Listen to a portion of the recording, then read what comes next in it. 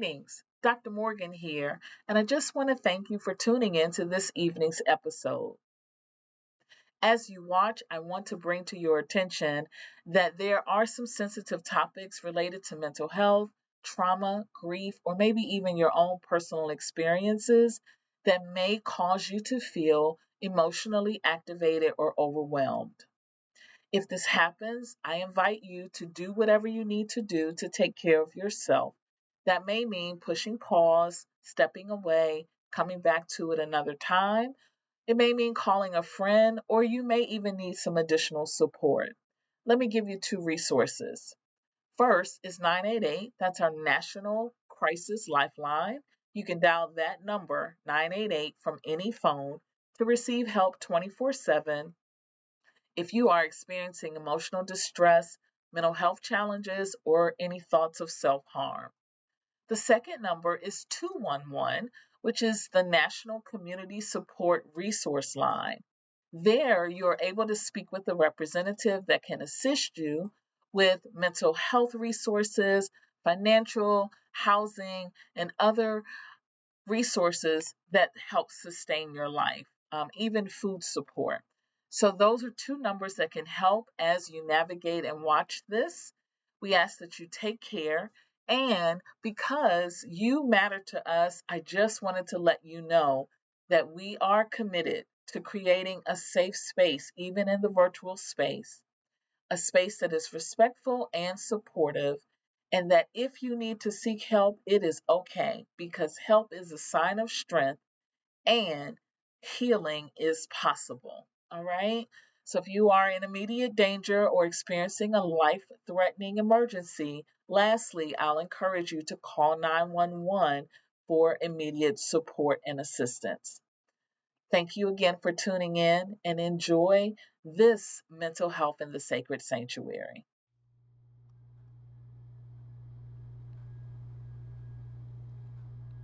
What if I told you that the silence you carried wasn't yours? What if I told you that this silence has been passed down from generation to generation? Let me know if this sounds familiar. What happens in this house stays in this house. Hmm? How about just pray about it?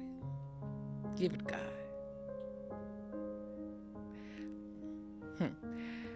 Children are to be seen and not heard. All of these have reinforced silence. It made us carry this law, this pattern from generation to generation, suffocating some of us, harming others, but oppressing us all. But why? Why are we so silent? Why do we dare not speak up, question out loud? In today's episode, we are going to unpack and reveal the historical, the generational, the cultural, and even the systemic reasons as to why we remain silent. And hopefully, with this knowledge, you'll be able to take the first step, the first crucial step in your healing journey by breaking the silence. So let's talk about it.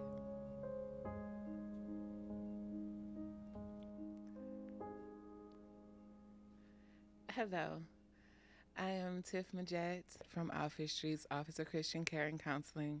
I am the marriage and family therapist, and I'm also a doctoral student for marriage and family therapy. I am here today with my good friend and colleague, Dr. Kedrick Peters. Yes, I am Dr. Kedrick Peters, and my pronouns are he, human activist. I have the pleasure of working at Bowie State University as University Coordinator for the Office of Multicultural Programs and Civic Engagement, also serving as an adjunct faculty for sociology at Bowie State, and the pleasure of serving at Howard University as an adjunct in sociology as well. So thank you for having me today. Thank you for being here. I really appreciate it. It's going to be a really good conversation. I think it's a much needed conversation. And today we're actually going to be talking about why we stay silent, breaking down it in a historical, cultural, generational, systemic way. To begin, silence did not emerge randomly. It is shaped by historical oppression, survival needs, and cultural adaptation. So when I say that, what first comes to mind for you? The first thing that immediately comes to mind, thinking about James Baldwin, he gave us a quote, and it says, "People are trapped in history." And so I think it's important for us today in the 21st century to be mindful that we are our ancestors' wildest dreams, and therefore we can investigate the historical background of how did we become a people of silence. Absolutely. Yes, because it's so important for us to know our history.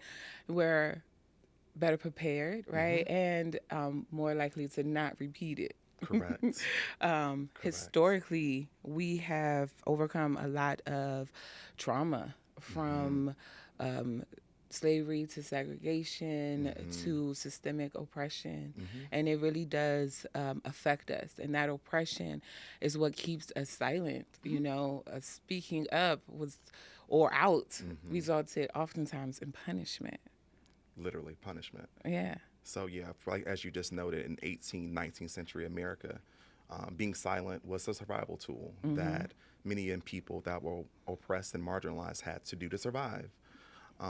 If we're looking at, according to the pedagogy of the oppressed, it says that silence is a tool of the oppressor. And so therefore we become instruments when we stay silent.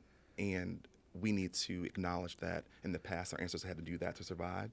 But today we can be empowered to investigate that why are we being silent and start to break away those chains that we are now putting ourselves in prison, being silent. Right. But you said it as a really key factor, right? Silence was a survival mechanism. It wasn't out of dysfunction. It wasn't just because we wanted to remain. It was because it was safety.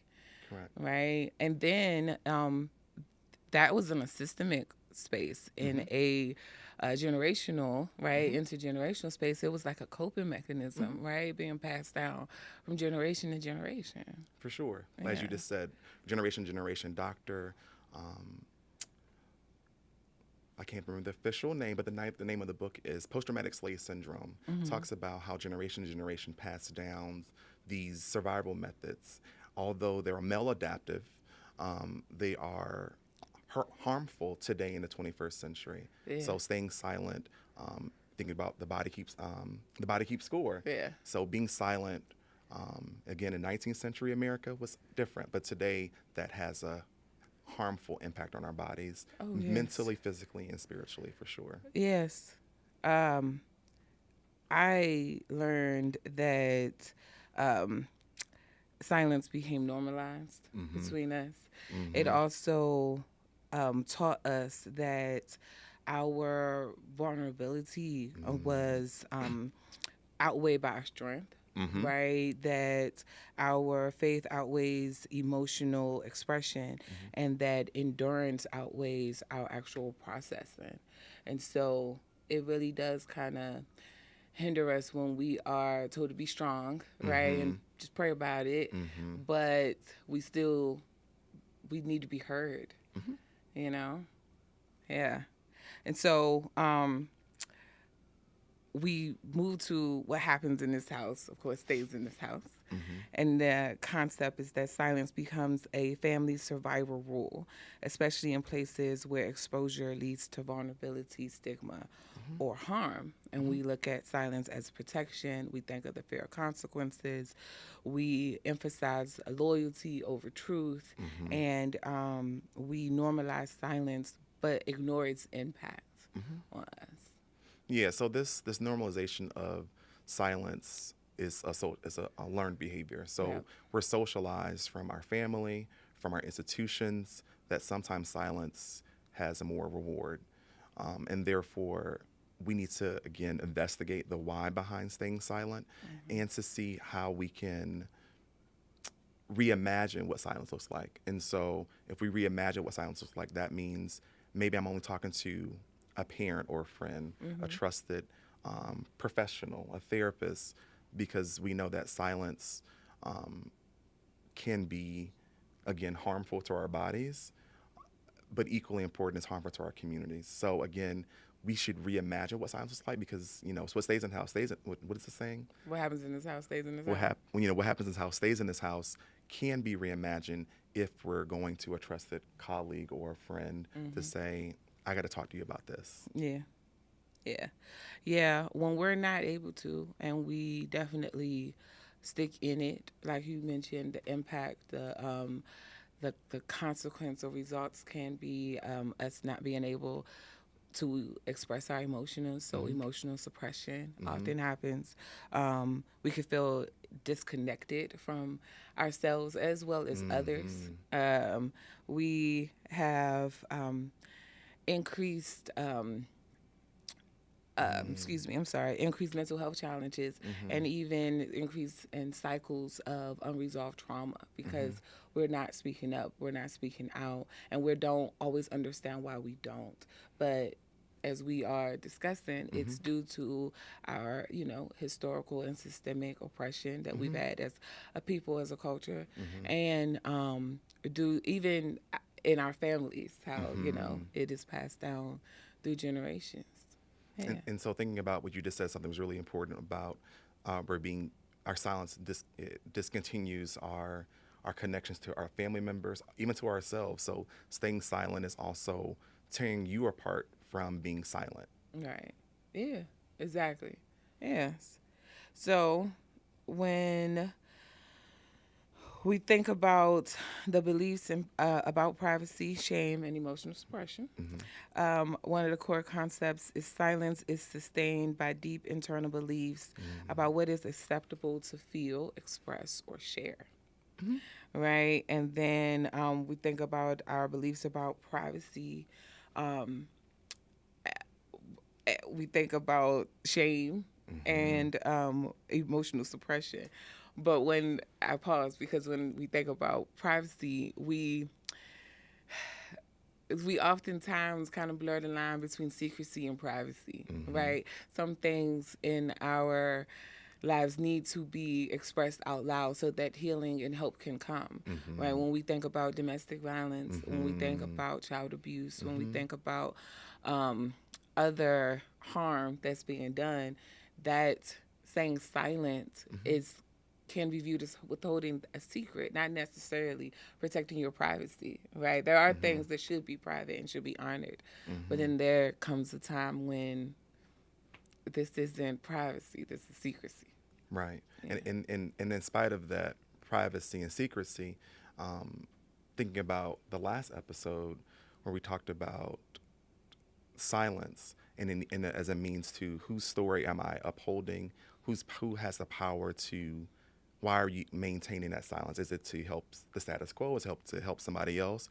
But you're avoiding the problem. The problem won't go away just because you're silent. Yes. Jorge mentioned it, avoiding the truth. Avoiding the truth. Right? That's what the last episode. That's where he Mm-hmm. gained his freedom, when he wasn't being sober, but when he was able to speak his truth and embrace that, right? And so you're yes, absolutely. Yeah. I also see that emotional distress can be seen as a lack of faith or something to pray away. Although we know that God is all powerful and can do all things, it can sometimes erase the emotional processing that goes through with it, right? I do believe that, yes, his power is in the prayer, right? However, we do have power in the process as well. And we should be able to process not just our feelings, also our thoughts about it, and give ourselves that time to do so that we can choose who's safe enough to speak out and speak up on. Exactly. And I can't remember the quote, But faith without works. I think, Yes. you can pray about the issue, but the works is utilizing mindfulness practices, going to talk to a trusted friend or family member, a therapist. That's the works part. You got the faith, you can pray, but you have to apply the best practices clinical psychologists and licensed professionals are saying we should do. And Yeah. as a sociologist, I would say, again, you staying silent is a part of the oppressive's narrative. So you staying silent is helping the system maintain itself. I, exactly. Right. That's the being private can be helpful. Being secret can be harmful. Right. And so we got to choose when we need to speak up and when we could remain silent. But yeah, it can be oppressive. So yeah. And your body knows. Your body does know. Your we body feel knows. it. You feel it. Right. What's that pain? Exactly. And it comes Oh. out in other ways. Right. I know earlier we were just talking about how we are in this culture where everybody is so expressive, right? And so it is hard to say, oh, you're being silent when everybody's talking. But we're not always talking about what's necessary, what needs to be discussed, and we're not always as vulnerable as we need to be in those discussions. So it's a lot of regurgitation, but not enough truth. Yeah. Yeah, I'm happy you talked about vulnerability. Yeah. Talk about more of that. Absolutely, right.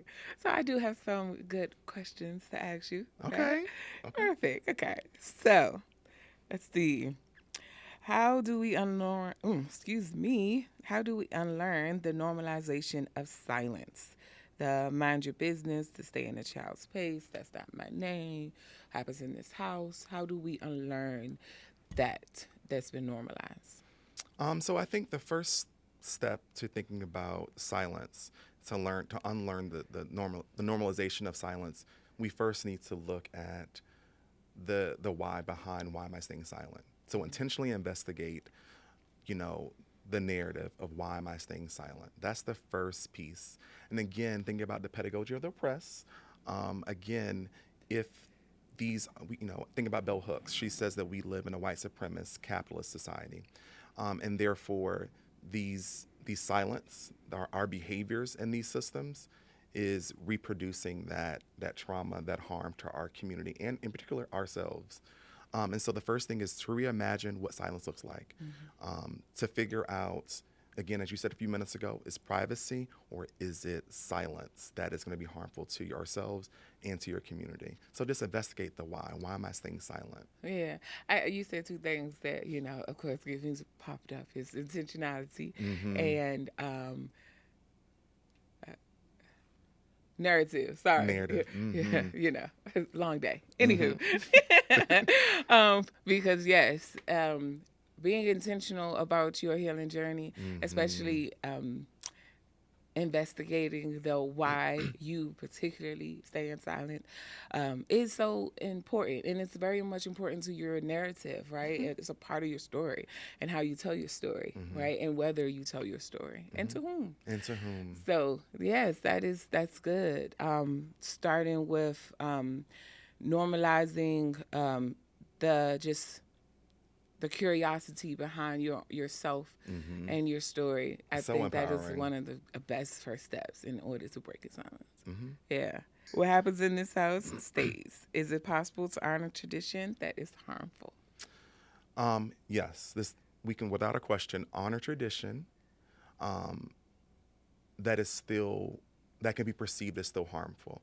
And what does that mean? You can Right. How can we do so? use your God-given discernment to talk to a trusted friend, therapist, or professional. So I know last episode you talked about resources, 211-988.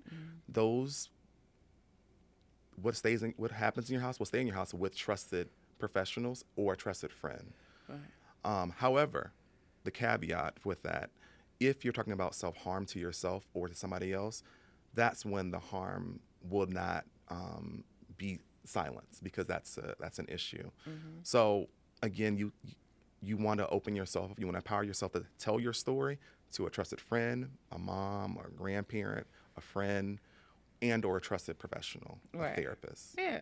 I mean, it's also good to know why we even had that saying in the first place. It's because our systems weren't trusted, right? We Correct. couldn't trust outside people. Mm-hmm. Speaking up could mean families are ripped apart or lack of resources or what have you. And so learning that you don't have to, I, I think it's two parts, right? We don't necessarily have to stick with what happens in this house stays in the house. We can be private about our own dealings, right? Our finances, our things that are private to Private. us, and if people consider that themselves. However, we should know that sometimes, like we spoke earlier, that there are certain harms within the house, and that doesn't need to stay private. That can be harmful. That is a tradition that's honored that can be harmful, and so you're right. Being able to use discernment on what's private, what's a secret, what can benefit others from knowing this, none, or what can benefit me, the help to get, and that could be some. So weighing it out, I think, helps us honor these traditions that don't always apply. That might Correct. be harmful, but that is also understandable, right? Because Understandable. everybody do not need to know everything, Correct. right? But what do you say? You have to tell at least somebody the truth. Correct. Tell Right. somebody. Yes. Okay. How does one positionality inform our decisions to stay silent? So this is a really good question. One of the best books I ever read was Too Heavily Yoked, Black Woman's Strength and Black Woman's Burden. And in this text, it highlights how, based on our race, our gender, our class, we show up and that informs our behavior. And so therefore, I saw grandma and my mom, they never cried, or they never talked to anybody who's a professional, or they never talked about their problems in general. They just kind of held everything in. And so this book says that we should bring truth to power. And again, discernment. You're not sharing it with everybody, but you're going to talk to somebody to say, I know my grandma could do it, or my mom probably didn't have the courage because of the circumstance in that time frame, those 20th century practices. But we're in the 21st century, and we know best practices says you need to remove yourself from your social identities, your race, class, or your gender, who might lock you in saying, you don't need to talk to anybody. Just tough it out. Be strong. When you say that, I think of the black man. How so often than not, and they are often the ones to say it, their daddy didn't cry or talk about anything. Their granddad didn't cry or talk about anything. Like there was a position of just providing and silence, and you just carried, right? They didn't speak, and then they don't even feel vulnerable or safe to speak today, or so that's what I think about, that sometimes when you think about positionality, it does inform our decisions because of what was passed down with the truths, the laws was given to us that we just abide by. Not even that they were ours, but again, they were learned. Yeah. They saw those models. Correct. Right. How can we use our positionality to reimagine breaking the silence? I think this is so exciting because I think, again, being the ancestors' wildest dreams means that we can move differently in today's society. And so because I am a black male professional, I'm mindful that staying silent has more harm on my body. So being mindful that most black men don't make it beyond the age of 71, 72. And part of that is being silent, and part of that's not getting these things out of our bodies. So how can I reimagine my race, my class, my gender, to say the past people who were in this skin could not do this, but now I can go for a walk and pray about it. I also can eat differently. I also can go to see a therapist. I can do multiple things to deal with life circumstances, because life will be life, especially in the culture we're living in currently. We have to reimagine our future about our wellness. That's right. Absolutely. Yeah. Think about The Invisible Ache, the book you gave me. Absolutely. Exactly. No, yeah, you're right. Because I'm in the same way, you know, being a mom, being a therapist, is those kind of dual hats where I know better, right? Boy, do I know better, but I don't always do better, right? And then you see how you want to break that, right? Not just as a mom, right? To say that we do deserve time for ourselves. We should put ourselves first, because if we don't, we can't care for anybody else, let alone our children. And as a therapist, that I do need to have boundaries, safe boundaries, healthy boundaries, so that I can avoid burnout and I could be present, and I don't have to always be thinking. Have your cape on all the time. All Because the a black woman got capes, time. for sure. Right? For sure. It can be so exhausting. But You make it look so easy, though. Thank you. But to not remain silent and know when to ask for help. To not remain silent and know when I'm struggling with a client and I need some assistance or some more guidance or some supervision, to know that I need to maybe call up my folks, you know, my sister, to help me with this little girl, right? Because it's a lot, you know? So, yeah, leaning on folks like you. So it does allow us to kind of reshift the way that we show up, especially when we want to shift that for others that may follow, you know, other therapists that's coming after, other moms, because it's so important. Correct. You know? And lastly, how has shame been weaponized to foster emotional suppression? Yes. So thinking about the pedagogy of the oppressed. Again, silence is a tool of the oppressor, and therefore we know that shame and stigma they're like best friends. And so people, again, especially thinking about gender, let me backtrack. I'm reading right now Matriarch, Beyonce mom, and she had her kids in therapy in the 80s. Only 2% of Americans were going to therapy in the 80s. So she was a trendsetter because she knew, regardless of what people were saying about her and taking her kids to therapy, she knew that the best practice was her kids needed to talk out their issues in a professional setting. And so shame is used as you're being weak or you're not strong enough. And again, gender and then race, all those things inform and impact our outlook on not seeking help. Right. Because, you know, grandma and granddaddy did it. Why can't you do it? I know, What's and wrong they with wrap you? it up in complaints. Stop complaining. Stop I'm complaining. complaining just because I'm expressing that this is hard and I need help. Okay? Correct. So, yeah, you're right. They can shame you to be silent, right? Everybody don't need to know your business. You ain't got to talk to everybody type deals. You know, they lead it to oppress, and it's and then your body knows. Your body do know. It feels it, and it holds on to that. And it is hard to release that because you don't know when it's safe to, or nobody told you it's safe to, right? Especially if you have an experience when you've been outwardly shamed or made to feel guilty about just being and existing. Yeah. Sure. So shame resilience. Dr. Brene Brown talks about the gifts of imperfection.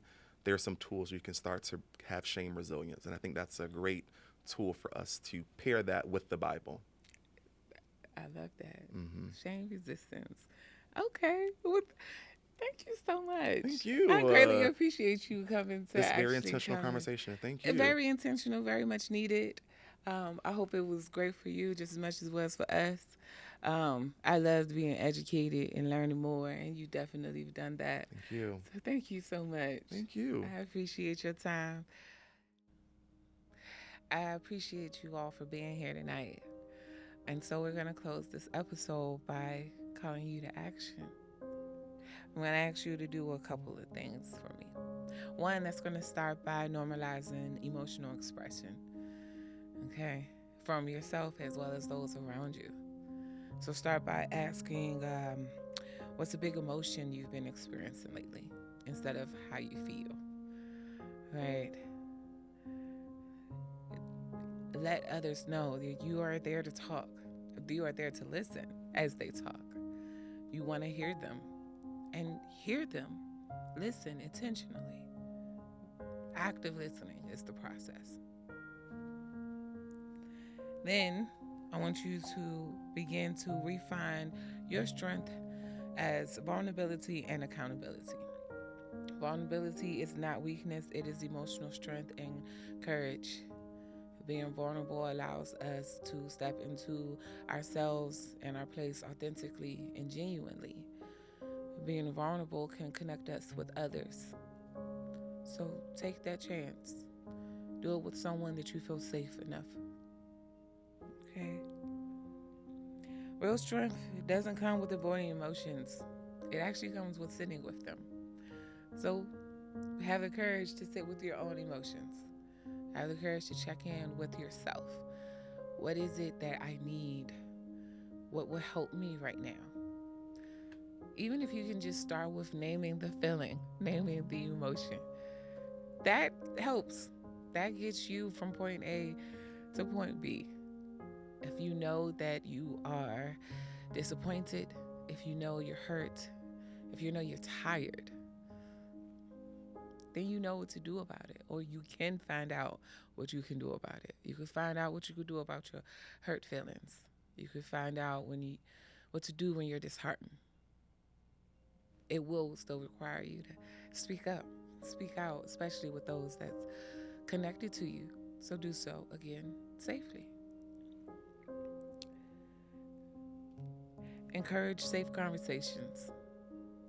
Help others understand what you're feeling. You don't have to go through this alone, all by yourself. You do have community, even if your community is small. It doesn't have to be large.